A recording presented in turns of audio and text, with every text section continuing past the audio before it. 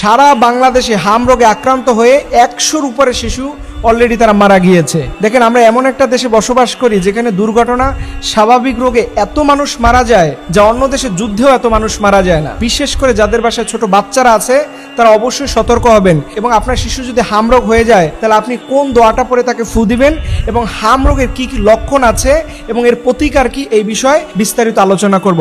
1 নম্বরে এই হাম রোগের যে লক্ষণ রয়েছে সেটা হচ্ছে আপনার শিশুর গায়ে দেখবেন 101 থেকে 104 পর্যন্ত জ্বর হবে মোটামুটি কয়েকদিন। এরপরে দেখবেন তার গায়ের মধ্যে র্যাশ উঠতেছে, লাল লাল দানা উঠতেছে।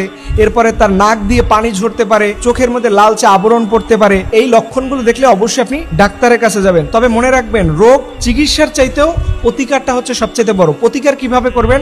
আপনি যদি দেখেন যে আপনার ছোট্ট বাচ্চা হাম রোগে আক্রান্ত হয়ে গেছে, আপনি তাকে কি করবেন? 1 নম্বরে জনবহুল এরিয়া, গ্যাদারিং এরিয়া, যেখানে লোকজন খুব বেশি, সেখান থেকে আপনি আপনার বাচ্চাকে সেফ জায়গায় রাখবেন, এবং যাদের বাচ্চা রোগ হয় নাই তারাও সেফে রাখবেন। কারণ একটা হাম রোগীর হাসি থেকে, যেহেতু এটা ছোঁয়াচে রোগ, এই একজন হাম রোগীর থেকে প্রায় 18 জন রোগী আক্রান্ত হতে পারে। তাই যাদের বাচ্চা সুস্থ আছে অবশ্যই আপনারা মার্কেট, বিভিন্ন পার্ক, বিভিন্ন গ্যাদারিং জায়গা থেকে এড়িয়ে থাকবেন। এবং আপনার বাচ্চা যদি আক্রান্ত হয় তাহলে ওই বাচ্চাকে এবং বাচ্চার মাকে আলাদা রাখবেন, যেহেতু এটা ফ্যামিলির মধ্যেও ছড়িয়ে পড়তে পারে। এখন সর্বশেষে আমি বলবো, আপনি ডাক্তারকে তো অবশ্যই দেখাবেন, পাশাপাশি আল্লাহর কাছেও সাহায্য চাইবেন।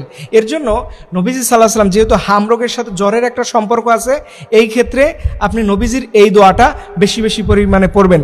আল্লাহুম্মা রাব্বান নাস আযহিবিল বাস ওয়াশফা আনতা শাফি লা শিফা ইল্লা শিফাউক লা ইউগাদিরু সাকমা। এই ছোট্ট দোয়াটা বেশি বেশি পরিমাণে পড়ে আপনি আপনার বাচ্চার গায়ে ফু দিবেন। তারপরে আপনি কোরআনের আয়াত পরে ফু দিবেন, বিশেষ করে অনুনাজ্জিলু মিনাল কুরআনি মা হুয়া শিফাউন ওয়া রাহমাতুল লিল মুমিনিন।